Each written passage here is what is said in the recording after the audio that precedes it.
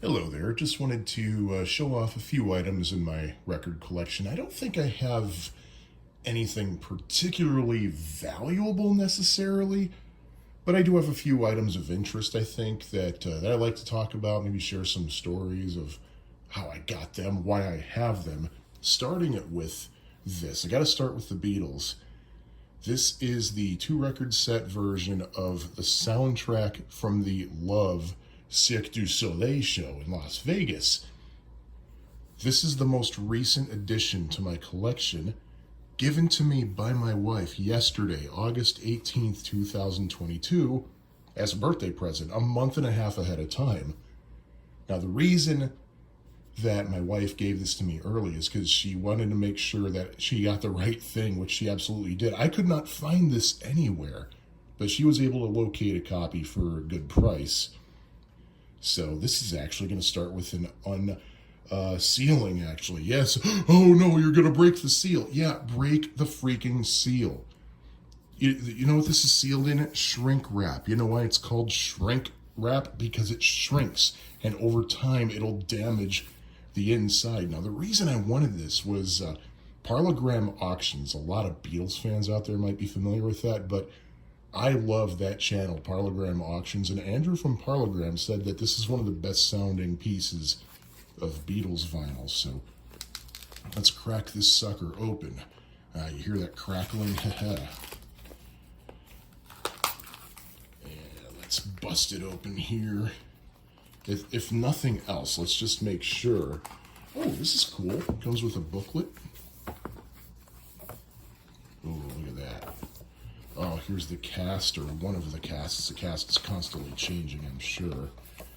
Some pictures from the show. Oh, great show. If you can get to Vegas and see it, check it out. But what I want to do is make sure that it has the correct records inside it.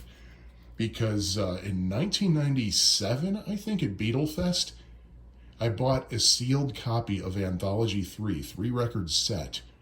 And I didn't open the thing for 15 years, and when I opened it, it turned out there were 2 of the same record in it. So let's see. Oh, this is nice. Okay, we got side A, starting with Because. Side B, starting with Blue Jay Way Transition, so keep that in mind. Let's make sure that this next record is not the same. Oh, it's not the same. Look at that. Different color label. Sides, yep. All right, so I got the correct records. What I like about this is, see that plastic inner sleeve there? I think that's a European thing, to put plastic inside the inner sleeve or use an all plastic inner sleeve. It's better for the record than a paper inner sleeve. And I think in America they cheap out and just want to do the paper. I'm pretty sure this thing is pressed in Europe, but oh, I'm so happy to have this. Now, since I'm talking about that, might as well continue with my Beatles collection. I'll get this out of the way here. And another interesting thing in my collection, and actually 2 interesting things in my collection. I got Introducing the Beatles on Vee-Jay Records and Introducing the Beatles on Vee-Jay Records. Now, why do I have 2 copies of this? I really don't. Well, I'll tell you why. It's because they were both pretty cheap when I got them. I don't remember which one is which, though. I want to say this is the first one I got here, that I'm holding here. I don't know where it was pressed. I don't remember. But sometime in the 90s, my mother was in an antique store or a flea market or something and said, hey, there's a box of Beatles albums here for $3 each. Is there anything you're looking for? And I had her read off the titles. And I said, yeah, go ahead and I'm about to repeat myself. One of the titles was Introducing the Beatles, which is probably the most copycatted, counterfeited album ever. Counterfeits of this are very, very, very widespread.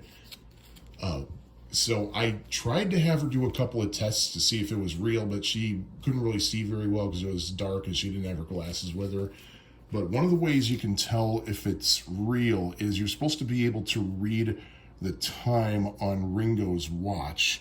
So let me see if I can see it. I can kind of make it out. George is supposed to cast a shadow, which he does. And also, there's what they call the honey test, which means you look at the letter H in the word honey. Now, the fakes, there's a divot missing out of one of those uprights in the H. Here, it is completely intact.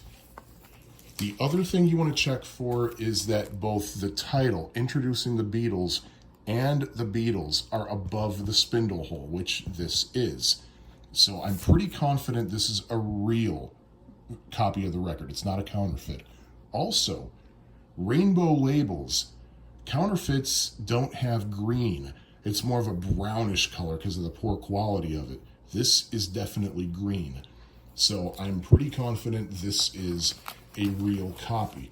And for the same reason, this was only $3. This, I think, cost $25. I'm also confident that this one is real too, because there's green in the rainbow swirl. Introducing the Beatles and the Beatles are both above the spindle hole. You can tell by the print that this was printed at a different factory, different pressing plant, I should say. And if we do the honey test, there's no divot missing from the H. So there you have it. This is real. Now, how the Beatles ended up on Vee-Jay? Well, this is basically Vee-Jay Records' version of the Please Please Me album. Now, you'll notice on the track listing there are 2 songs missing because this is America. They do royalties differently here, and for economic sake, they tend to maximize album lengths at 12 songs in the United States, at least back then they did. But what happened was the Beatles recorded Love Me Do, released it, had a hit with it in England, so they said, let's try to get this thing released in America. The Beatles label, EMI, or their record company, I should say, the label is Parlophone, but which was owned by EMI. They sent the record of Love Me Do over to Capitol Records because Capitol Records is an EMI property, Capitol Records in the United States. As an EMI property, Capitol Records had the right of first refusal. So anything EMI headquarters wanted to release in the United States had to go through Capitol first. Capitol, Dave Dexter at Capitol Records, he was in charge of foreign product. He listened to Love Me Do, he said no thank you. EMI responded by saying, well, that's okay because the Beatles are just about to put out another record called Please Please Me, a single, and we think it's going to be a huge hit. And sure enough, it was. It was a huge hit in England, went to number 1 on one of the charts. They shipped it over to Capitol, the song. Again, Dave Dexter said no thank you. So Capitol I guess they did ship. They pitched Please Please Me to a bunch of other record labels in the United States, and Vee-Jay Records out of Chicago said, okay, we'll release them. So they signed a contract with EMI to release Beatles product. If you read a lot of history books, Beatles history books, this album, Introducing the Beatles, is listed as being released, I think, July 22nd or 23rd, 1963. Turns out it was not. Bruce Spicer, who is a wonderful Beatles author, he's a tax attorney from New Orleans, found that the album, the reason that date is attached to this album is because it was scheduled to be released on July 22nd, 1963, but they never did release it at that time because the company ran out of money, because the company president had a gambling problem, and he owed, as Bruce Spicer says, the boys in Vegas a lot of money. So he embezzled company funds. Ewart Abner, president of Vee-Jay, embezzled company funds to pay off his gambling debts so he wouldn't lose his legs. Well, because of that, they didn't have the money to release this album, and they also didn't have money to pay royalties to their artists, which included the Four Seasons, by the way. So when the Beatles and other artists noticed that they weren't getting royalties from the United States, they had a lawyer send a letter saying cease and desist on all Beatles product. Well, what happened at the end of 1963, when the Beatles took off and Capitol Records eventually did sign the Beatles, and they were a huge deal, the folks at Vee-Jay said, hey, we have a Beatles record. The amount of money we're going to make from the sales of this thing will be a lot more than what we'll ever get sued for. And they were correct. They got sued, and they made a lot more money from this than they ever got sued for. But there were a lot of back and forth lawsuits and appeals, and eventually it was agreed that Vee-Jay Records could release what Beatles songs they were given in the original agreement. So basically the contents of the Please Please Me album, plus the single From Me to You and Thank You Girl. They were allowed to release those records for a year, and the contract for that, police siren going by or ambulance or something, the contract for that expired in 1965. But Vee-Jay Records knew that they had a limited time, so they were going to exploit the Beatles as much as they could. So they came out with several albums, including the Beatles versus the Four Seasons, two Vee-Jay artists, which was basically this album packaged with a Four Seasons record. And there was Songs, Pictures, and Stories, I think, or Songs and Stories and Pictures of the Fabulous Beatles, which was basically this under a different title. And there was another album called Jolly What? The Beatles and Frank Ifield on Stage. This is another one. This is a very obscure album, and I'm surprised I got this for cheap. It was like $20 on Discogs, and it's in really good shape, too. And again, I'm pretty sure it's real. The swirl has a green, pretty clear green in there. Title is above the spindle. Everything's above the spindle hole, so that's pretty good. Frank Ifield was another Vee-Jay artist from overseas. And look at this. Look what they did. They took Please Please Me and Thank You Girl and Ask Me Why and From Me to You. So basically the two singles, Please Please Me, Ask Me Why, From Me to You, and Thank You Girl, and put them on an album surrounded by other Frank Ifield songs. And despite the on-stage title, these are all studio recordings. So I think the reason they called it the Beatles and Frank Ifield on Stage is once sometime in Europe, I think the Beatles and Frank Ifield both were on the same bill. They never performed together. But look at this. It is with a good deal of pride and pleasure that this copulation has been presented. They meant to say compilation. Turns out that this was actually written on a telegram. I think it was a telegram that was sent over to the printer. And it even said copulation on the telegram. But what are they going to do? Are the printers going to say, hey, we think you put the wrong word here? No, they're just going to do what they're told. Also, copulation is coincidentally a appropriate word because you're really screwing the Beatles fans with this. And Beatles fans were bright enough to know that this is just songs they already had with some Frank Ifield songs slapped on it. So it didn't sell well. Copies of this usually go for a lot of money. This one I got for dirt cheap. There's another version of this album with a different cover that actually has the Beatles on it, and that one you can get for thousands. You get thousands for. Oh, speaking of Frank Ifield and the Beatles, Vee-Jay Records was not really careful. The first record they put out with the Beatles on it, the first single, I think it was Please Please Me, they spelled the Beatles with two T's, Beattles, the Beatles. And unfortunately, Frank Ifield also was a victim of misspelling. Look at here. I Remember You by Frank Ifield. You think it was a one-time problem? Well, let's flip it over. They probably spelled it correctly on the B side. I Listen to My Heart. Nope, Frank Ifield. Oh, also, just to show off this a little bit, again, I don't think the singles were counterfeited so much, but still, Rainbow Swirl has the green in it. Some versions of the Vee-Jay label do not have a green swirl or the rainbow swirl at all. Some are just black labels. Remember how I talked about the Beatles versus the Four Seasons? Well, here is a not a counter. This is a pirate. It's not a bootleg. It's a pirate called The Beatles versus the Third Reich. It is a parody of the Beatles versus the Four Seasons. And we got some pretty kind of offensive language up here. This is, I think, from 1987-ish. What this is, the reason it's called The Beatles versus the Third Reich is that it's a recording from December 1962 of the Beatles performing on stage in Hamburg, Germany at the Star Club.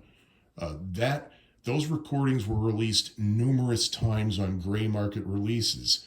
The reason that I call this album a pirate is because all these songs were released legally at some point or another. A pirate is basically an unauthorized recording that contains previously released material. A bootleg is an unauthorized recording of previously unreleased material. But they parodied the Vee-Jay label right here. Instead of Vee-Jay, which stands for Vivian, the V stands for Vivian Bracken, I believe, who was one of the founders. I don't remember what the J stands for. But you also think of Vee-Jay Day, victory over Japan. Well, hey, VE Day, victory over Europe when the Allies won against Germany. So you see that here. So we got that label here. This is actually one of the better sounding collections of the Star Club tapes.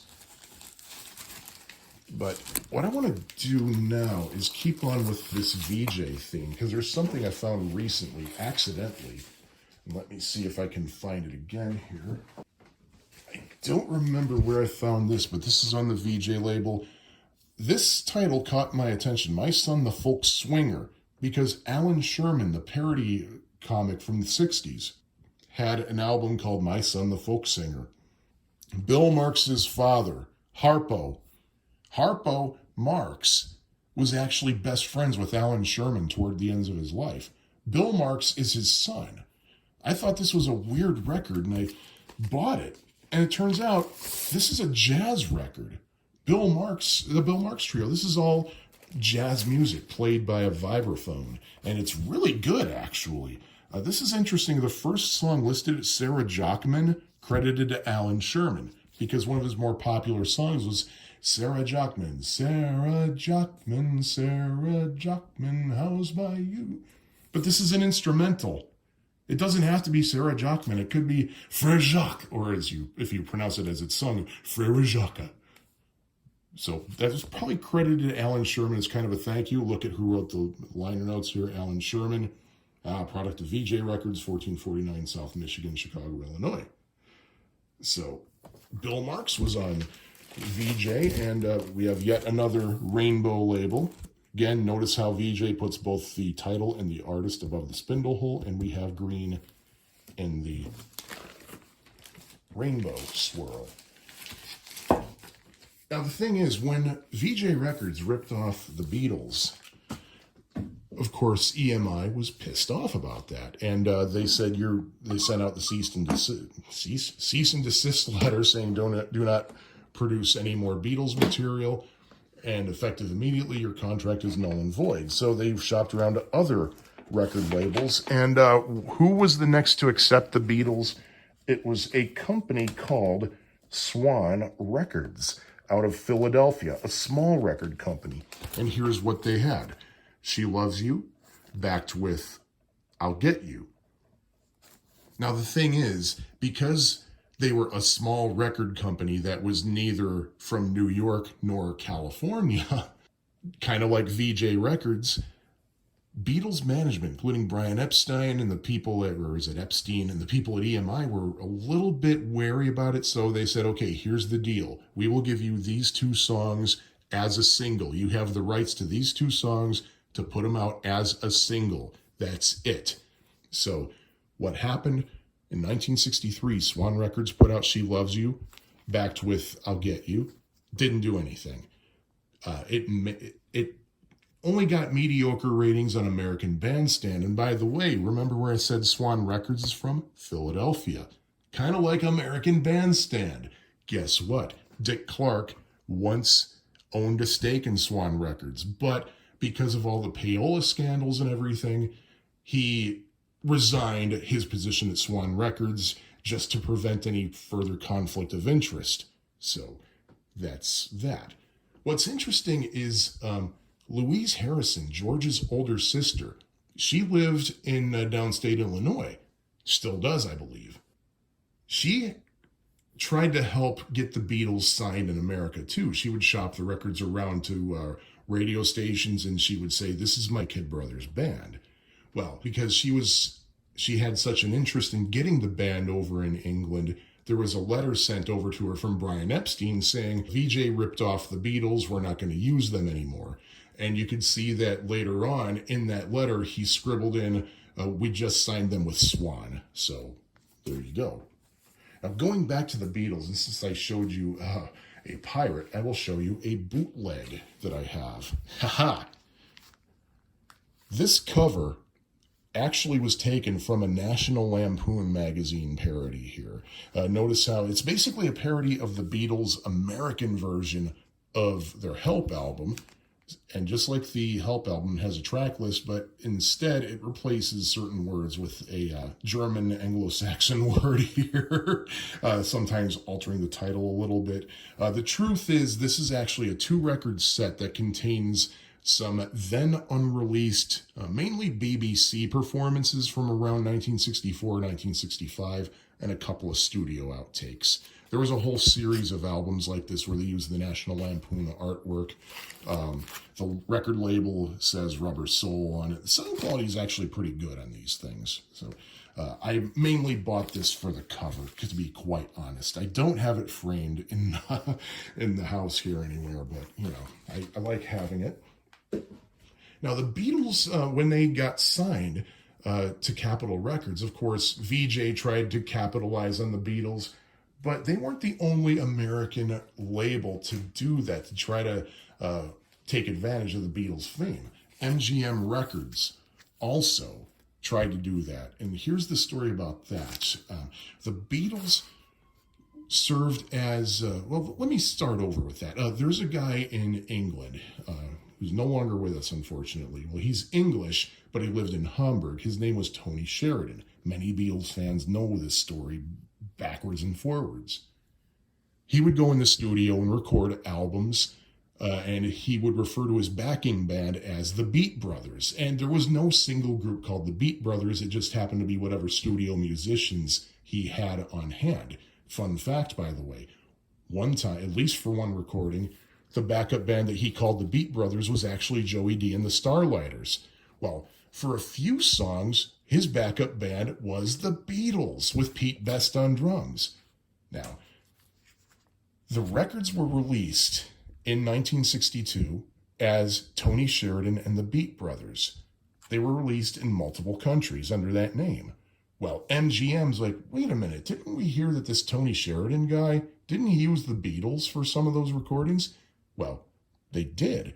They had these songs at their disposal, so did Atco Records. And they said, wait a minute, if we can find out which songs the Beatles were on, we could release them and make some money. And that's what happened here. They released an album called The Beatles with Tony Sheridan and Guests, probably because there are some, oops, sorry about that. Yeah, the guests are the Titans, and I think that's it, yeah. So you have My Bonnie, The Beatles with Tony Sheridan. Cry for a Shadow. Actually, Tony Sheridan's not on it. It's just the Beatles.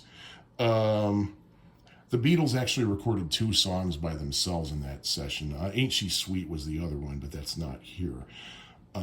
By the way, a lot of people thought that Swanee River had the Beatles on it, but no. The Beatles did not perform on that. There was supposedly a recording of the Beatles backing up Tony Sheridan on Swanee River, but that recording was lost, if it ever existed. But what is cool is that it was probably similar to the version that's on here. This is a mono version of the album. Here's the label and everything. It's in pretty good shape. Sometime in the 90s, a friend of mine, I lost touch with many years ago, he had this in his collection, but he didn't want it. So he said, you can have this. I said, I'll take it. He knew that it was that it was a pretty significant collectible. I saw it at Beatle Fest for $250 shortly before he gave this to me. So of course I turned it. I did not turn it down. By the way, this album here that I showed you before, some sources claim that Introducing the Beatles was never released in stereo. It actually was, and it has a big stereophonic band on top. But the thing is, stereo copies of Introducing the Beatles are few and far between. And if you see one that says stereo on it, there's a very good chance it's a fake. So there you go. Now, going back to Capitol Records, of course, we know that Capitol Records, some would release their own versions of Beatles albums, sometimes Beatles albums that didn't even exist. And Rubber Soul was one that was altered. This is an American version of Rubber Soul. I just bought this literally 4 or 5 days ago at the Fest for Beatles fans. This is a 1965 pressing. It doesn't say the Beatles on the label for some reason. It just has their names. It's not in very good shape. You can see that somebody has his or her initials and felt tip marker here. What else can I show you about this record? This whole album, actually. Oh, it's not coming out.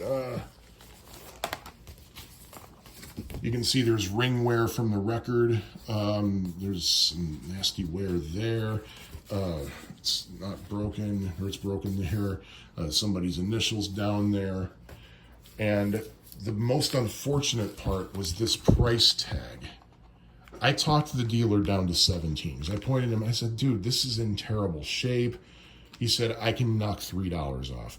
And there are 2 reasons I agreed to buy this from him. Number one, well, 3 actually. Number one, I did not have a US stereo version of this album. I only have a US mono. In fact, I might not even have a US at all. Oh, you can see me in the vinyl, my tie-dye shirt. But I really wanted one, and another reason that I wanted one is because I suspect that this is the fabled East Coast pressing with extra reverb, because I was told from various sources that if you look at the matrix number in the runout groove, I don't know if you can see that here, if there's a W or an X, that increases the likelihood that it's the East Coast stereo pressing with extra reverb added, or reverb added, period. There's no reverb in the original version of Rubber Soul, but some copies have it. Well, I bought this. I looked it up on Discogs.com.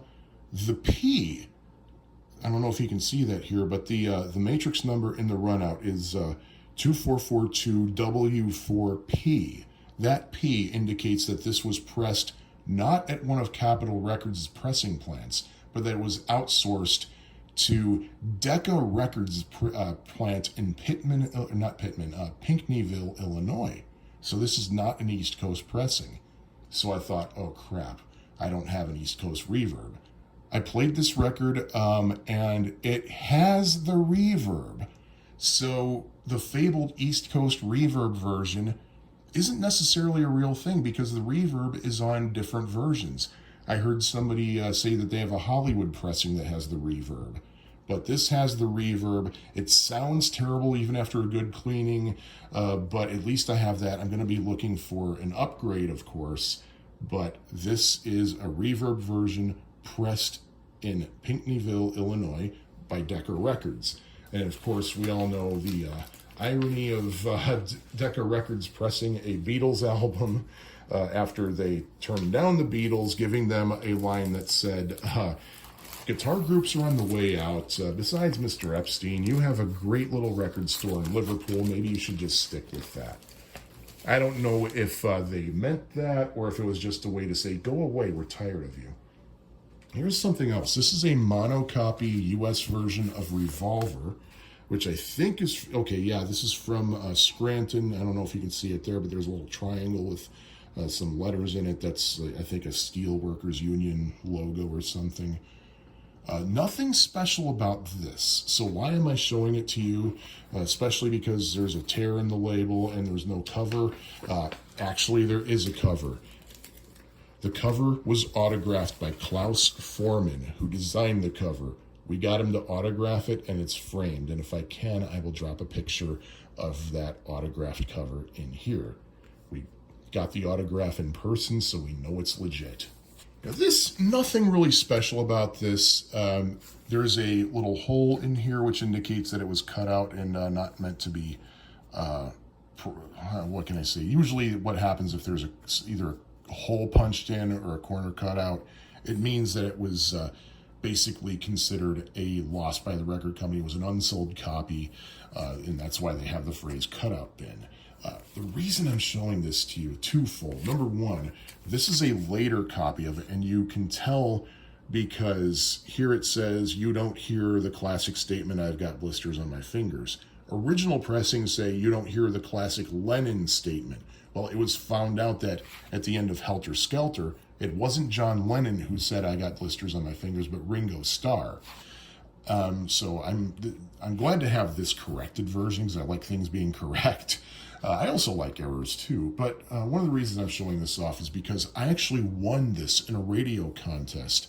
WFYR in Chicago, Bob Barnes Watts, who I think recently died, he would host a Beatles show every day, and every day he would play someone's top 10 favorite Beatles songs. And if he picked yours, you won 10 Beatles albums, and this was one of the ones I won, because he picked mine once. So I'm really happy about that. Here's another one of the ones that I won from that same thing, a cutout copy of Real Music. And I know a lot of Beatles fans hate this one because there's nothing really special about it. I disagree. Because first of all, this is the U.S. stereo debut of Ticket to Ride. That is right, Ticket to Ride was not available in stereo in the U.S. until 1982 when this album was released. Also, it is the U.S. debut of I Am the Walrus with 6 mellotron couplets in the beginning. Usually it was 4, but the English version had 6. This has the English version of it. Also, this was really one of the first Beatles albums I ever listened to. A few years before I won this album, I actually checked it out from the public library when I was first dipping my toes into the Beatles. And I really liked it a lot. I liked the music on it, and it really got me into the group. So, to me, this is a great little album, and I'm glad to have it. And continuing with the Beatles theme. Red Album, yeah, I know everybody has one of these, but something really cool. Red vinyl. And not only is it red vinyl, but check this out.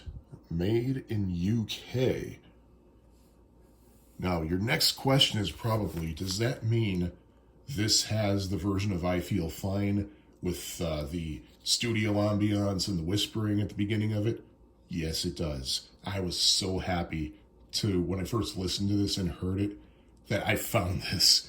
I think I found this at Record Swap in Homewood, Illinois in the 90s. I bought it simply because it was colored, and I am a slut for colored vinyl.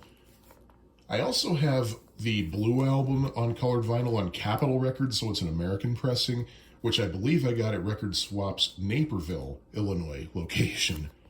I just thought I'd show that. And 1 year at Beatle Fest, I think it was 2000, I decided I was going to buy a Mobile Fidelity remaster.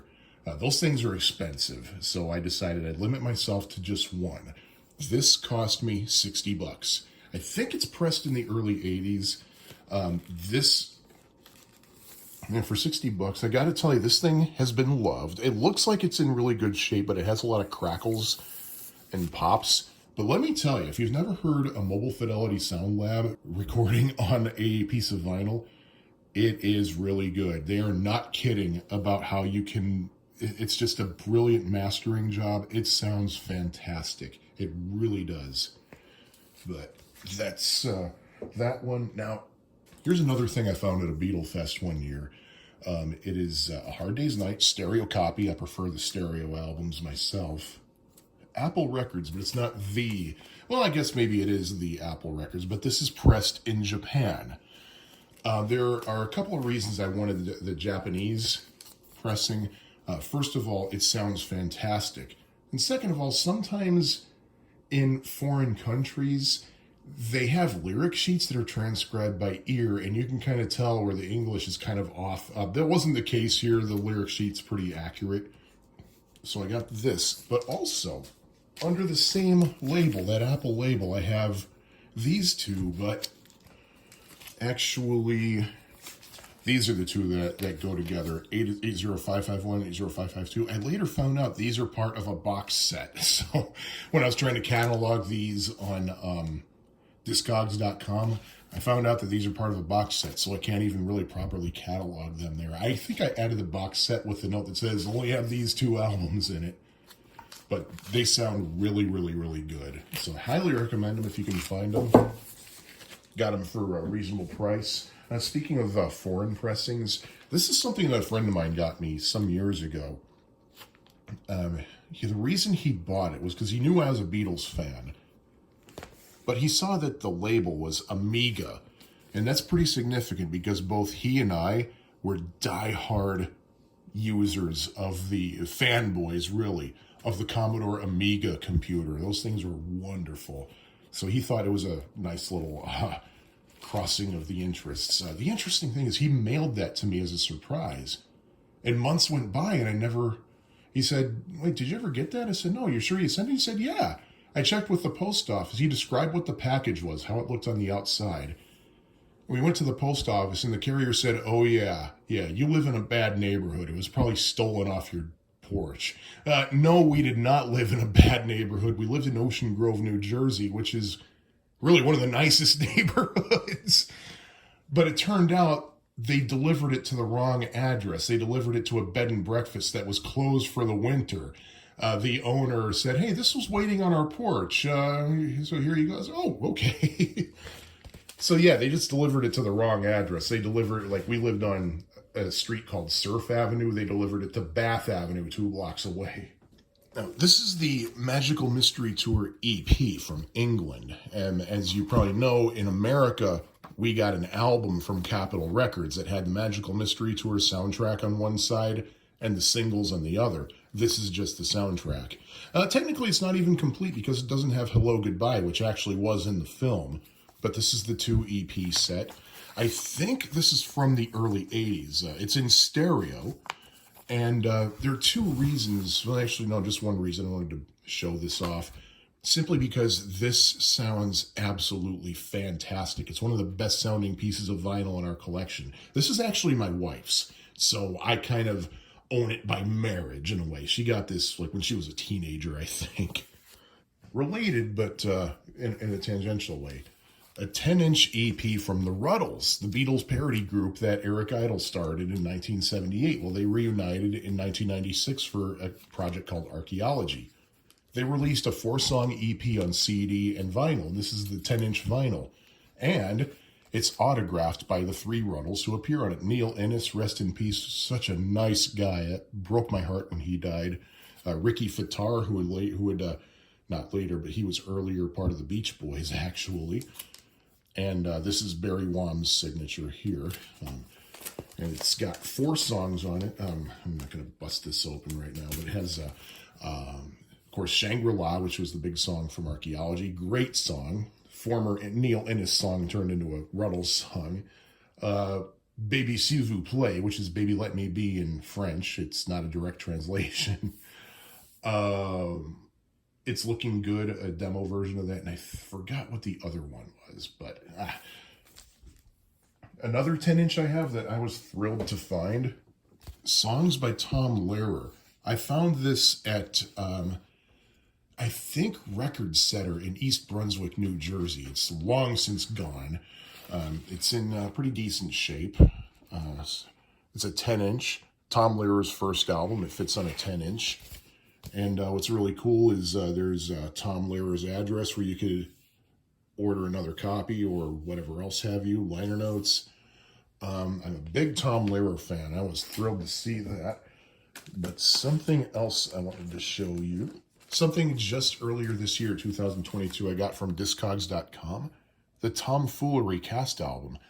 The story about tomfoolery that I heard, assuming it's correct, is that the person who conceived this review thought it would be really easy to get the rights to the songs because, hey, after all, Tom Lehrer is dead. This was in 1980, I think. Turns out it's 2022. Tom Lehrer is still alive, but he was still very supportive of it. And I noticed later, look at this. It's autographed. I've shown this to fans who think that this is legitimate. They showed me other pictures of known, real signatures from Tom Lehrer. This is real. So Tom Lehrer actually autographed this, at least as far as all evidence shows. So I was thrilled. I didn't notice this until I actually watched the record a couple of weeks ago. I put it through my spin clean. I was like, wait a minute. And I asked around. They're like, yeah, that's got to be real, man. So I have an autographed copy of Tomfoolery that I got for pretty cheap. I have another 10-inch that I'll show you, and it kind of goes along with my colored vinyl thing. Something else I found for cheap on Discogs.com. This is fascinating. J.J. Newberry, 244 Fifth Avenue, New York, 16. Notice the delivery address. Mr. Dwight G. Davis, J.J. Newberry Company, 6602 Hollywood Boulevard, Hollywood, California. I think right now that address is a costume shop. I might be wrong, though. Radio transcriptions do not... Ooh. Let's see what this thing is. It's a 10-incher. Look at this. The Fulton Recording Company. They're based out of New York City. Memorial Store Opening Ceremony, May 20th, 1953. This is a piece of vinyl. So you can see it's nice and flexible. I listened to this thing. What this was, it's in Strasburg, PA, which is where J.J. Newberry was founded. They had closed their original store and reopened at a much bigger site. And this is a recording of the opening ceremony. And I think Sebastian S. Kresge was there, the founder of Kmart, and a couple of other big department store founders that are basically business rivals, but actual friends of J.J. Newberry. Very fascinating recording. And this is supposed to be a transcription disc, which means that it's supposed to be played on the radio. Usually transcription discs are big. They're like 16 inches. And the reason they're that big is because they want to make the grooves nice and wide so that they sound as good as possible. The narrower the concentrics of a groove, the less good it's going to sound. But I don't know why they decided to cram this on a 10-inch record, but it still sounds very listenable. It's definitely a treasure in my collection. I think I paid $10 for it, but it's really, really a fascinating listen. The reason I got it is because during the time I lived in New Jersey for 8 years, I had heard of J.J. Newberry. I think it had recently closed down for good by the time I moved there. So I wanted, and I saw the old J.J. Newberry store in Long Branch, New Jersey. It was still vacant and still had the old sign up. But anyway, this thing, the Singing Johnson family.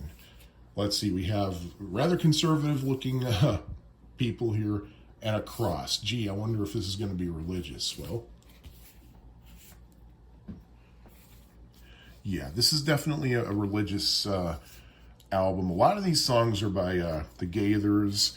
I found this in a resale shop called Land of the Lost. It was on Belmont Avenue in Chicago, close to Broadway. They closed down about 5 or 6 years ago, so they're not there anymore. I think I found this in 2004 when the bad album cover meme was really taking off. I didn't notice until I got home, but it is autographed by some Johnsons. There's Harry Johnson, Betty Johnson, Karen Johnson. And if we take this out, found this on the inside, also signed by several Johnsons. Notice there's an additional Johnson. I found out later his name is Jay. And it looks like it's a very independent recording, because look at the label. There's not much to it. Motif Records. Somebody, when I put this on Discogs.com because there was no entry for it, somebody tagged this as Motif, as another Motif Records. That was a pretty big label. It is not the same Motif Records. Sorry about that. But I've been fascinated with this record for a long time. I listened to it. It's basically the Johnsons singing in very tight multiple-part harmony a cappella. And look what I found later on Amazon. Your Favorites by the Singing Johnson family. It's on a different record label.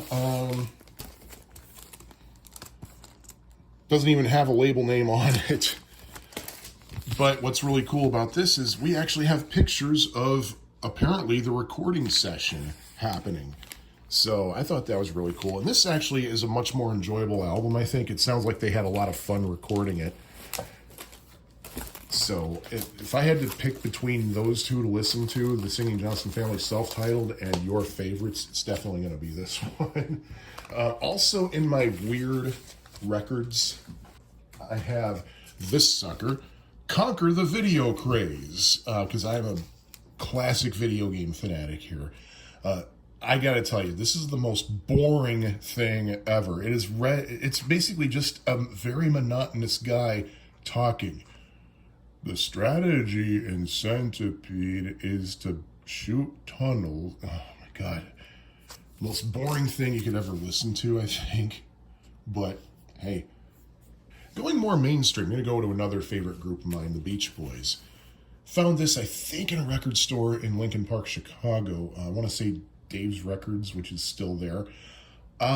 Little Deuce Coupe, which is an album that the Beach Boys put out in 1963. They rushed out because their label, Capitol Records, had put out a multi-artist compilation called Shutdown, which was a bunch of car songs. It was 2 Beach Boys songs and a bunch of other car songs from other random groups, and the Beach Boys had no knowledge of it. So basically, in response to that, they did this album. Now, this album, this is made in England. You can tell because it's very floppy, very thin, the cover is, and very glossy. Capitol Records, if it were American, it would be a thick cardboard matte cover. But it's EMI. In fact, here we go. Here's the giveaway here. Middlesex, England, made and printed in Great Britain. Garrett and Lofthouse printed this. EMI Tex record cleaner. But here's the record inside. Now, this cover is for American stereo because it says ST 1998, but the record, it's English stereo. The record is American mono. I think this was pressed in Scranton. So, yeah, I have a mismatched album here. So if anybody has either a British stereo loose or mismatched Little Deuce Coupe, or an American album cover mono Little Deuce Coupe, hit me up, all right? And speaking of record covers and all that, I have an All Summer Long mono. This is obviously a first pressing because there are 2 giveaways. Number 1, the song list is in beige. The repressings have it in black. Also, Don't Break Down. That is not the name of the song. The name of the song is Don't Back Down. And of course, what makes this kind of weird is that not terribly long after this album was released was when Brian Wilson allegedly had his famous mental breakdown during a flight to Houston. So that's one reason that a lot of people seek this particular album out. It wasn't very expensive. These are pretty plentiful, actually. This is pressed in Scranton. Something very weird about this is the mono version. Now, on the mono pressings, the song Drive-In sounds like garbage. It sounds really bad. It sounds like it was coming from a transistor radio. I don't know why. If you buy the All Summer Long mono stereo CD from 2012, it's going to sound fine because they actually made a new mix of the song just for that particular release, so it wouldn't sound like garbage. Also in my records is a stack of tracks, an original stack of tracks, which was at the time very hard to find. The more of these have been popping up. I want to say that I found this in a record store for $10 somewhere, and it has everything in it. It has the book with all the chord patterns and everything.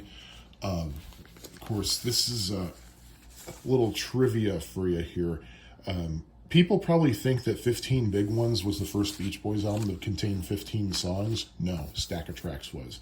Now, interestingly, it has Do It Again. The backing track of Do It Again, a song that had not yet appeared on a Beach Boys album. The actual regular version of it with vocals would be on the next album, 2020.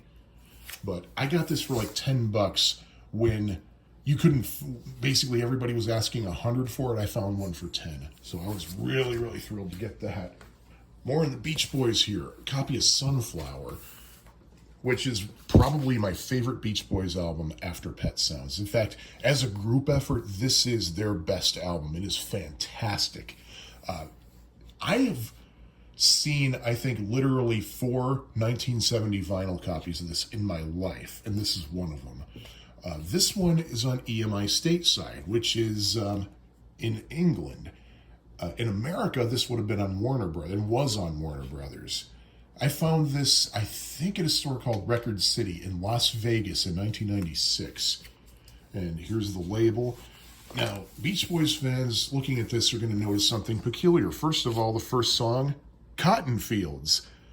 The single version of Cotton Fields, produced by Al Jardine, was a big hit everywhere in the world except the United States. Why? Well, because it was released on Capitol Records and it was their last single on Capitol, if I'm not mistaken. And Capitol did not want to promote it because the Beach Boys had been in a series of lawsuits with Capitol Records. First, I don't know if it was still this issue, but one of their first lawsuits was because Capitol Records was shorting them on royalties. Capitol Records' response was, well, there's a damage clause, there's a breakage clause in your contract that says we don't have to pay you for records that were broken in transit. Little problem is that was really old boilerplate verbiage from back when the records were made out of shellac and broke easily. Vinyl records don't break very easily, so they knew something was up, so that caused all kinds of problems. Capitol wasn't really in a hurry to promote the Beach Boys, so Cotton Fields it flopped in the United States, but because it was such a huge hit over in England, they stuck Cotton Fields on the album to help boost sales. Also, Deirdre and Got to Know the Woman flip-flopped. They're in a different order from how they are in the United States. So that was an interesting collectible here. The sleeve, original sleeve, made in England, so that's pretty cool. All right, next thing, nothing really special about this. It's the Carl and the Passions So Tough album. The only reason I'm showing this is because I know that there are a lot of younger Beach Boys fans who may not have seen one of these outside of CDs, or even not even CDs if they stream. But something I want to point out is the original pressing does not have the Beach Boys name on it anywhere on the front cover. Most instances of the front cover, it's stenciled here in big letters, The Beach Boys. And on the spine, though, it does say The Beach Boys / Pet Sounds, Carl and the Passions So Tough. Why does it say Pet Sounds? Because it is a double record that contains a reissue of Pet Sounds on it. And something that Beach Boys fans the world over love seeing is the production credit for So Tough. First of all, it says, thanks to Alan's mom for renting the bass fiddle in the first session. That's because Al Jardine's mother forked over the money to rent the instruments for their very first recording session, including a giant bass that Al had to carry around town. What else? Produced by Brian Wilson, Dennis Wilson, Carl Wilson, Mike Love, Alan Jardine, Ricky Fattar, Blondie Chaplin, especially Carl. I think this picture of the Beach Boys is doctored to include Brian Wilson in it. I think the original didn't have it. And the thing about this reissue is that it has a remastered version of Pet Sounds that people say is the best sounding vinyl version. I disagree. I don't think it really sounds that good. But your mileage may vary. And in fact, it was so reputed that when the Pet Sounds 50th anniversary box set came out a few years ago, they used the 1972 remaster because it was so popular. Now, however, having said that, this is a different version of So Tough. It feels like a British or some other kind of European pressing because, well, it's flimsy, it's... Oh, okay, yeah, it is. Made in Germany. So this is a German pressing of just So Tough. It doesn't have Pet Sounds with it. And this time it has the words The Beach Boys up at the top. The reason, one of the reasons that the album didn't sell might be that people were confused by it because it had it didn't have the name The Beach Boys on the front cover. They're like, who's this Carl and the Passions group? And for those of you who don't know, the reason that Carl and the Passions name is there is because back when Brian Wilson was in high school, he wanted to put a singing group together for an assembly or a talent show or something, and he wanted his brother Carl to be part of that group. Well, Carl didn't want to do it, so Brian said, tell you what, we'll call it Carl and the Passions. So that's where that title came from. Also, Holland, one of my favorite Beach Boys albums, probably my third favorite after Sunflower and Pet Sounds. Great material from start to finish. This is the absolute apex of the Beach Boys at their artistic growth, if you will. Great from start to finish. Definitely early 70s FM radio material here. Now, the reason I'm showing this to you is it's actually a promo copy. Promotion, not for sale. This was actually my wife's copy. It's another record that my wife owned before we got married. And when we got married and moved in together and everything, when we were merging our records together for any duplicates, I had my own Holland. We decided between the two of us it would probably be better to keep the promo copy, her copy. It does have the Mount Vernon and Fairway EP in here. I'm just not pulling it out right now. I think it's a commercial version of the EP, not the promo version, because my wife said that when she got this album, it did not have the EP with it, but she did find the Mount Vernon and Fairway EP sold separately somewhere else, so she put it with this. So, Beach Boys in Concert. This is not a very scarce thing. It's pretty easy to find, actually. There's only a minor reason I'm showing this, but for now, I just want to point out something. The only Beach Boy shown on the front cover is Dennis Wilson. He's the only one. On the back, you have a few more of them. You have Dennis over here, Blondie Chaplin, Ricky Fatara on drums in the background, Al Jardine, Carl Wilson, Mike Love. I don't know who that is behind Carl. Might be Ed Carter. Oh, yeah, and they also have their individual pictures down here. But it's interesting that Dennis is the one featured on the front cover when none of the songs on here are either written by Dennis or sung by Dennis. So that was interesting. He did have a few songs during the tours that this album was taken from, but the reason I wanted to show this was, this is one of the copies. I don't know if you can see it here, but I'm looking in the runoff. It might not be in this on this record. Let me see. Yeah, it's probably on the other record here.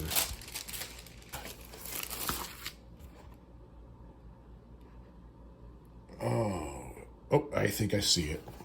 Let's see if I hold it up to the light. I don't know if you can see that here, but right here where my thumb is, you can see etched, "To Brian, with love and gratitude." So I always thought that was cool. So I will get this out of the way.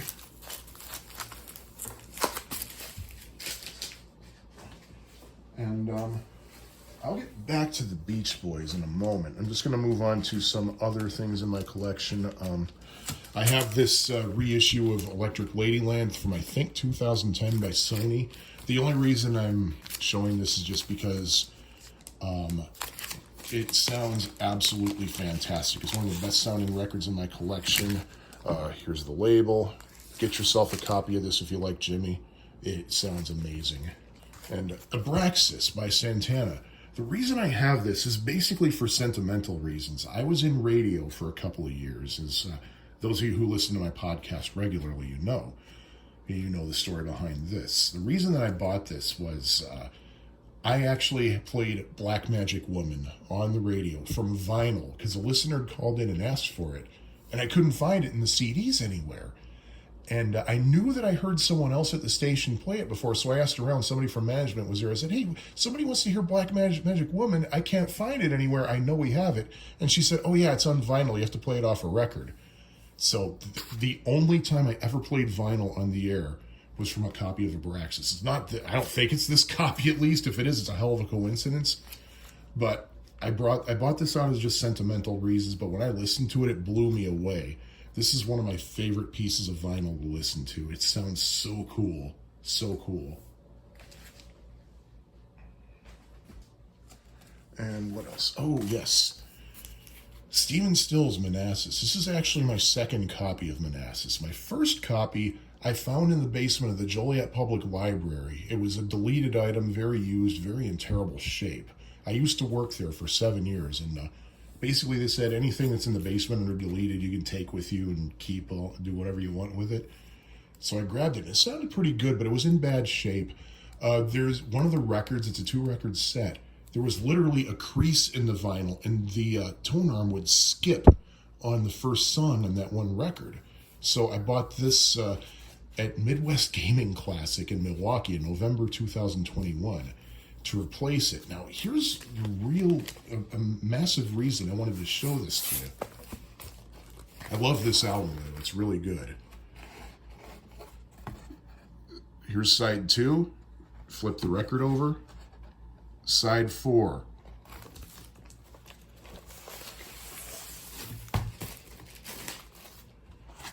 Side 1, flip the record over. Side 3. I have never seen an album in this configuration ever before. Both copies of Manassas that I owned were in this configuration. Sides 1 and 2 together, and sides 1 and 3 together, and sides 2 and 4 together. And of course, people are going to say, well, that's because these were meant for stackers, so you can stack the records and flip them over. No, my friends, because let me show you. Here's another record that I have, another album I have that's in a non-traditional or non-common format. Endless Summer by the Beach Boys. Let me show you this. Side 1, flip it over. Side 4.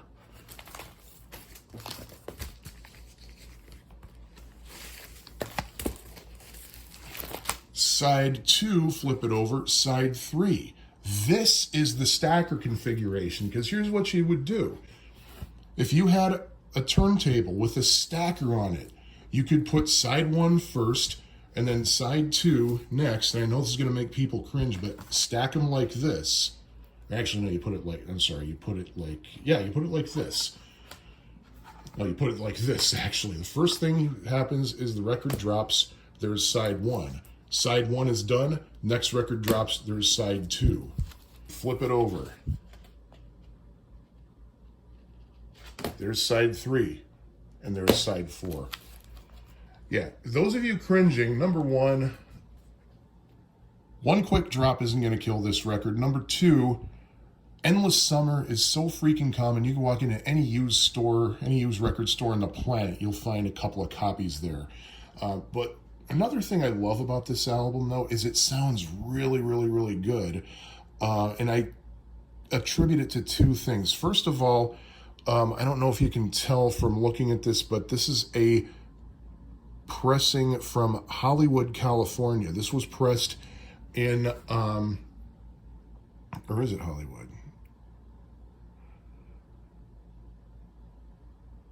I want to say this is Hollywood. I thought it was Hollywood.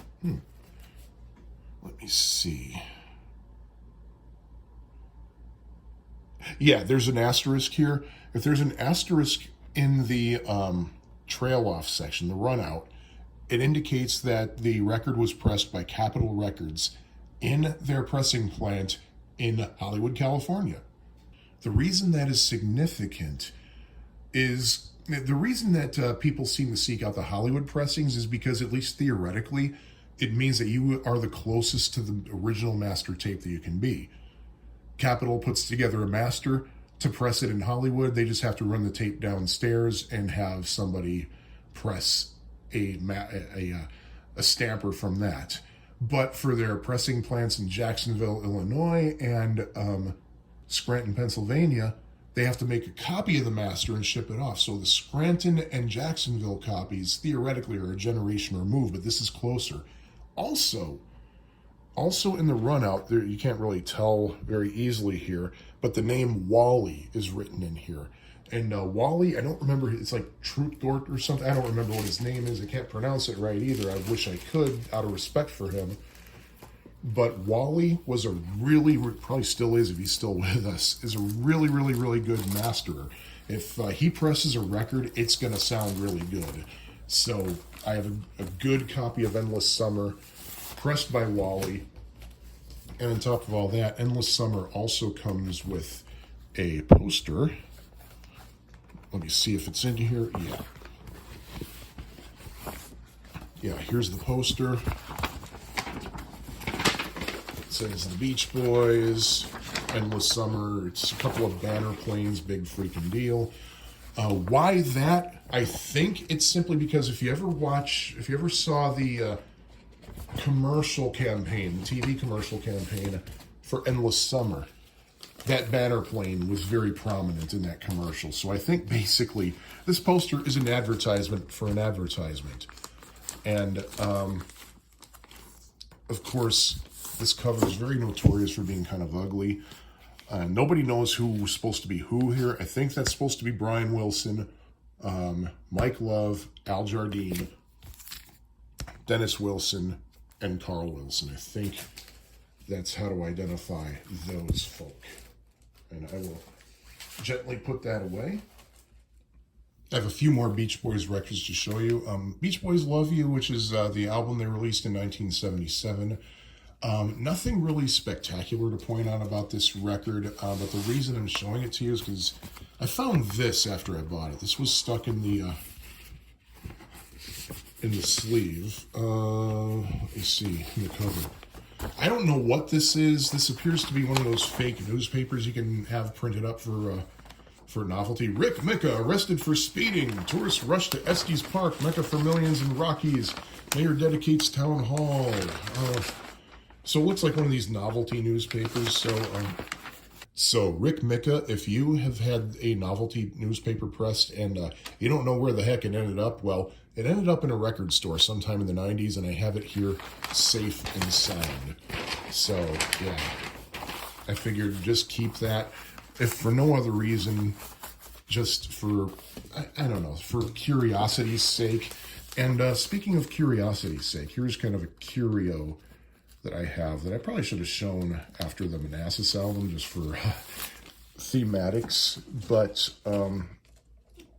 something I bought at Lori's Planet of Sound in Chicago a few years ago, if I can find the thing.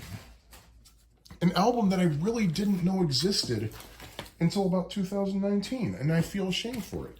David Crosby's first solo album, called If I Could Only Remember My Name. There were two copies at the store when I bought this. There was one that was in better shape, and there was this one that had this tape on it, radio station stamp on it, and obviously also from a radio station. I bought this one, first of all, because it was about $15 cheaper, and second of all, because it has a little place in my heart because I used to work in radio. And you can see that on the record. There is a radio station stamp on it, but look at the vinyl. It's in really, really, really good shape. And it plays through nice and clear, which actually disappointed me because this is a really, really good album. That station should have played it a lot more than they obviously did. But I absolutely love If I Could Only Remember My Name. It's got some great tunes on it. And man, I could listen to cowboy music for days on end. Ooh. One more Beach Boys album that I want to show is this budget European pressing. I don't think it has a title on it, but I was out record shopping with my wife and a friend of ours in Chicago in Lincoln Park, and we stumbled across this record, and we were wondering who this guy is. I heard the story. I don't remember what the story is, but I think he was some kind of tour guide that they hooked up with. Some people think it's Murray Wilson. It is absolutely not Murray Wilson at all. But yeah, it stuck out because like right on the album cover, you got some guy's moobs. And another thing we were amused by when we saw this was this, whatever language this is, I think it's like Dutch or something. It's a stereo LP kan ook op. Like, what's ook op? Is that guy? Is that his name? Ook op? But it turns out this is a reissue of the album The Beach Boys Today, because you see it has the same lineup, and it's from the Music for Pleasure label. And it turns out they have a whole series of Beach Boys albums, which they simply just retitled the album and put a weird picture on the front. They have one called from Pet Sounds. They have a version of Pet Sounds. It's called something like The Beach Boys' Hottest Hits. I played through this. It's the duophonic version of The Beach Boys Today. A couple more Beach Boys items I'll show you that are not albums. I'm very happy with. We have these two singles are the only two singles ever released on the original Brother Records label. Heroes and Villains, backed with You're Welcome, and Getting Hungry credited to Brian Wilson and Mike Love, even though I'm pretty sure all the Beach Boys are on it. And Devoted to You from the Beach Boys Party album. And yes, Brian and Mike are the only two singing on that. We are unfortunate enough that we do not have the picture sleeves. If we had the picture sleeves, I guarantee you that $8 price tag would probably have a couple of more zeros after it. Also in the Beach Boys singles, I have this. It's really not, I'd call it an EP, really. This record was released in the summer, I believe, of 1996, when the Pet Sound Sessions box set was delayed. And we fans were clamoring for anything we could get that had anything to do with that box set. Because there were some of us who thought it would never come out, because it was so delayed. This contained the stereo mix of I Just Wasn't Made for These Times, vocals only of Wouldn't It Be Nice, that was a brand new track at the time, and the Here Today backing track, which was released before on the Stack of Tracks album. I remember having a hard time finding this, so I called Crow's Nest in Crest Hill, Illinois, which is sadly, as of 2005, defunct, and it's now a used kids' clothes store. Makes me cry every time I would drive past that place, but I called them up because I figured if anybody could get me the record, they could. And they said, yeah, I'm looking for the new Beach Boys single. It's on Sub Pop Records. And the guy said, wait, the Beach Boys are on Sub Pop? I said, yeah. Because Sub Pop had such artists as Nirvana. Here's the label. I was really happy to get this thing. Here's the back cover here. And there was a store where I went not far from where I lived, not far from Crow's Nest. It was called Sound Investment. It was a used record store. And they had a basement of singles, which everything cost $2. I'd go there and I wouldn't see anything by the Beatles or the Beach Boys. So I asked the guy over there, said, don't you have, it's weird that as popular as they are, you don't have any. He said, well, we keep those separate. And he pulled out a box that had a bunch of Beatles and Beach Boys singles. And I grabbed a few. The pricing was more than $2 each, so I couldn't justify buying a bunch of them. I grabbed a few of them. This is an interesting one on Brother Reprise, Warner Brothers. So this obviously came out sometime between 1970 and 1978. It is a reissue of Good Vibrations, back-to-back hits. What's the other hit? Heroes and Villains. And this is an interesting one here. It is a promo copy of Rock and Roll Music, mono on one side, stereo on the other. We do have the Rock and Roll Music single and the It's Okay single. Fun fact for you, the Rock and Roll Music on the single is different from the album version in that, first of all, the single version starts off as if the tape was started off slow and had to catch up to get up to speed. Just let me hear some of that. It sounded weird. And there are fewer overdubs in this version than there are on the album version. So there you go. And also, this is a really semi-obscure one. You Need a Mess of Help to Stand Alone from the Carl and the Passions So Tough album, backed with Cuddle Up. This is the only way you can get this version of Cuddle Up. I don't believe this version of Cuddle Up was released anywhere else other than this single. It's pretty much the same as what's on the album, but there are some extra vocals about halfway through. It's very subtle, but if you know the song well enough, it'll stick out like a sore thumb. So that's the rest of the Beach Boys stuff I wanted to show. A few other things. My wife and I are big fans of the Monkees, so I'm going to show you a couple of things there. Again, this is nothing unusual or earth-shattering, but these are two mono copies of Headquarters, their third album. Now, a couple of things I want to point out.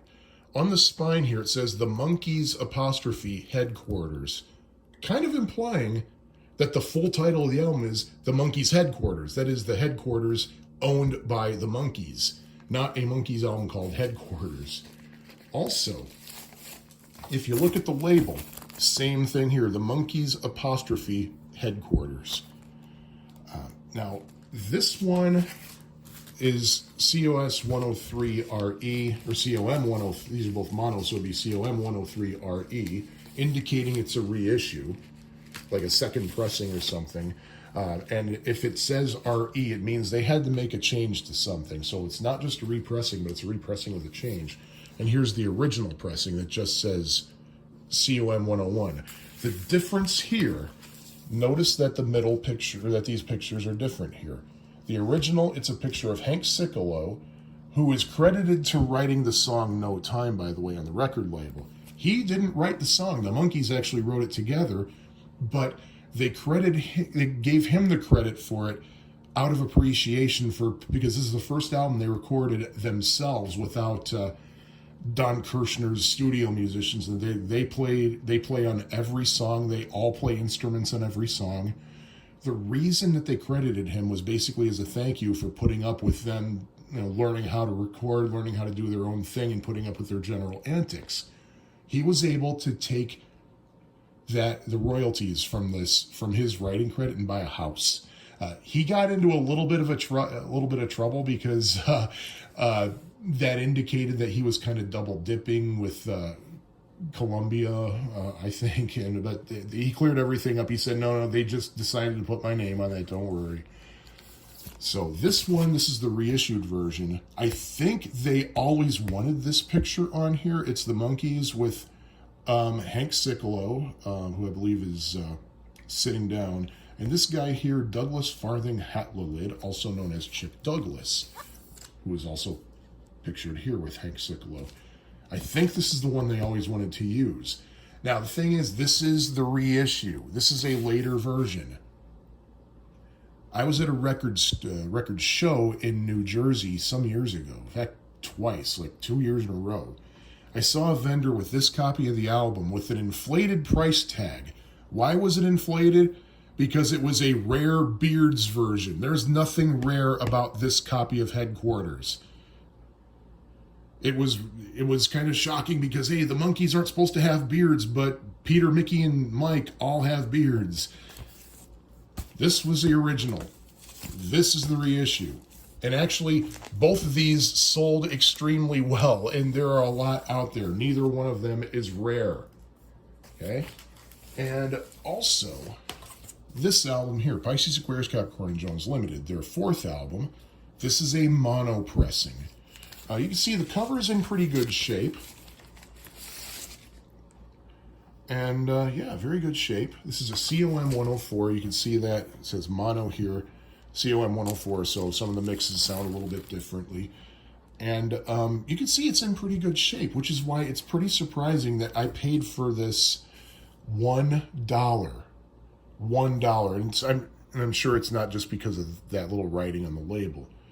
But this vinyl was in pretty bad shape when I first got it at Princeton Record Exchange for $1. This is, I can tell right here, there's a letter R in the runout groove, which indicates that it was pressed at RCA's Rockaway plant in New York.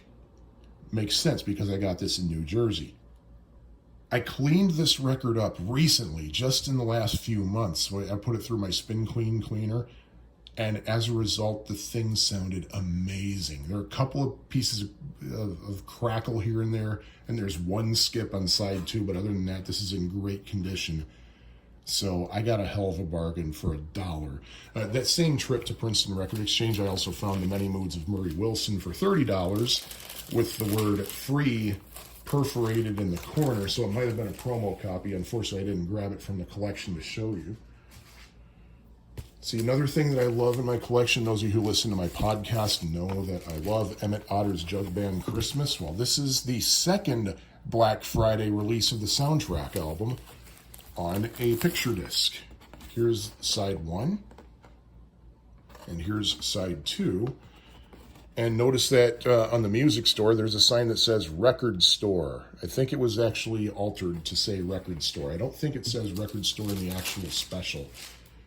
The thing about this is the Emmett Otter's Jug Band Christmas soundtrack was released, I think, in 2018 or 17 for Record Store Day on a standard piece of black vinyl.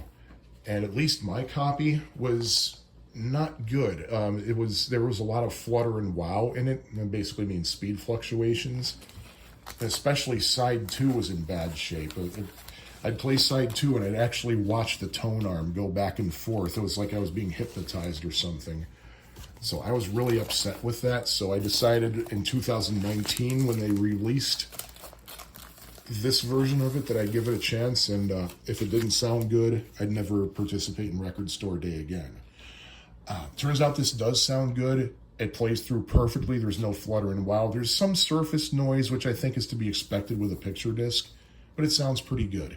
If you're an Emmett Otter's Jug Band Christmas fan and you want the soundtrack, but sound is the most important thing to you, I'd recommend just getting the CD, especially because the CD is still easy to find. This, not so much, because it was Record Store Day exclusive. I got this also at Princeton Record Exchange in 2019, so 20 years after I got the Monkees and Murray Wilson albums. So there you go. And I have just a few more. This is a recent addition to my collection. My friend Jim, who also co-hosts Pie Factory podcast with me, saw this in a store and was very curious about it, so he bought it for me. Campaign favorites, George C. Wallace. Oh boy. He was curious as to what was on this thing. And it's basically a bunch of songs. They're very generic because you could actually take out George Wallace's name from the lyrics of these songs and stick in any other conceivable candidate and it won't make a frickin' difference. It's very country twanged. I believe Lamar Morris is a country singer, so that's not terribly surprising. Something else I got from the Joliet Library basement, Reach by Richard Simmons. And Elektra Records. I haven't been brave enough to listen to this in the almost 27 years I've had this. You see the cover's in bad shape. It was obviously put in the library collection at some point. I saw a couple of copies of this at the Fest for Beatles fans recently. The same dealer who had that rubber... Oh no, it was a different dealer from the one who had that rubber sole. So, I don't know. Polish Sex by Lil Wally. This is basically a bunch of polka songs. It's entirely in Polish. It says for adults only, and I think this Dla Dorszczyk, I think that's Polish for adults only. Tylko $5.89, I think that means only $5.89. I think I paid $4 for this. It's all in Polish. It's done by Lil Wally. I think his real name is Walter. What the heck is his name? Walter Jagdowski or something. Turns out he's actually a pretty popular polka guy here in Chicago. At least he was. He was very successful. He won a lot of awards. He played for the Pope. He played for Johnny Carson. And JJ is an independent record label that he started. Jagiello, that's his name, Walter Jagiello. And Walter is considered to be the father of independent record labels. So I was glad to find this. I thought it was a hoot to find this. I saw it, I think it was Reckless Records in Wicker Park, Chicago. I later found a Christmas album he did, and I have that in my collection. Speaking of Christmas albums, here's another one here. A Christmas Gift for You from Phil Les Records. That was the label co-owned by Phil Spector. So this is basically the Phil Spector Christmas album, but it's on red vinyl. It took a while for me to find this because I heard this one sounded really, really good. It's on Sundazed Records. It's a Record Store Day exclusive. I paid a little bit more for this than I normally would pay for a single record, but I'm glad I did. It sounds absolutely fantastic. So if you like the Phil Spector Christmas stuff, try to seek out this version of it over red vinyl on Sundazed. It sounds phenomenal. Speaking of colored vinyl, Logan Whitehurst and the Junior Science Club. Logan Whitehurst was a brilliant musician. He did comedy music, and he's very talented. Unfortunately, he didn't live past age 29. He had a brain cancer that came and got him, unfortunately.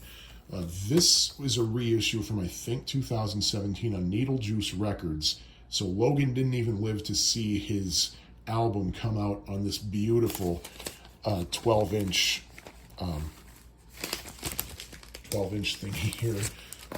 Orange vinyl is one of them. 45 RPMs plays back. The reason that they split it over two records and put it at 45 RPMs is because there was too much on the original issue to fit on one record. But it actually worked out great because they were actually able to split it up thematically over the four sides and without rearranging the songs. And the other one is in green vinyl.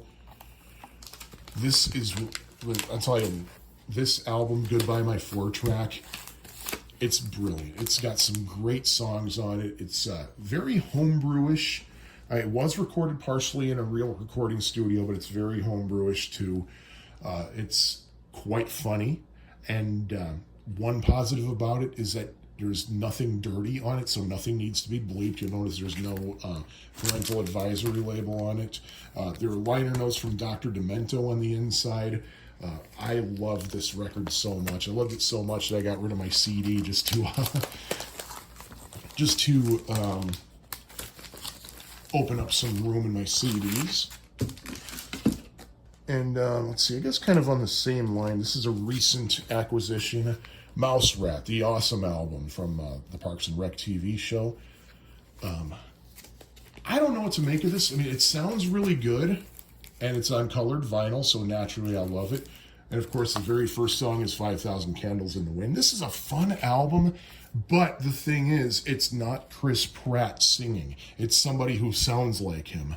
If you can get past that, and you like Parks and Rec, and you like the Mouse Rat songs, you'll enjoy this record. It's pretty enjoyable. I'd recommend getting the CD, though, because I don't think there's an analog bit to this anywhere. Another recent addition to my collection. I'm showing this off mainly because people need to hear the Suffragettes. They're a surf instrumental band, and I'm going to be seeing them tomorrow night in Evanston. I can't wait. This is their first album. I had them autographed, Sherry Nicole. This is some really great listening. Here's the rest of the art, the cover art here. It's on pink vinyl. There's kind of a roller skating theme to this, hence the name Roller Fink. Throughout the songs, you'll hear like a roller skating rink announcer. They do a version of Heart of Glass, which apparently is a very popular roller skating rink song. I've never been roller skating.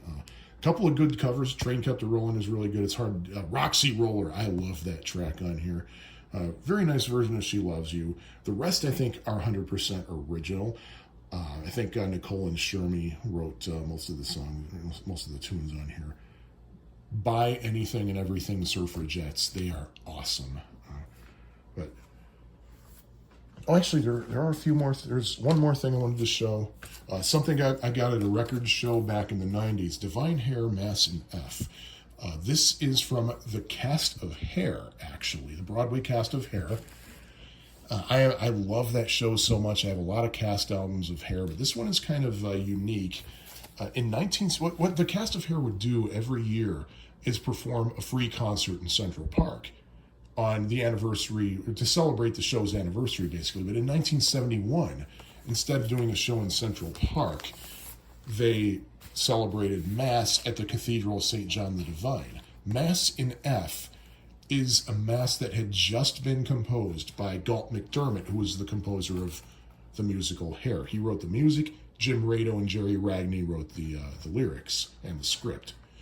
So this was the debut of the Mass in F, and instead of hymns, they used songs from Hair.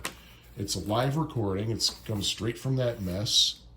We got some pictures on here. There's Galt McDermott playing the keyboard there. There's the altar. There's Michael Butler, the producer.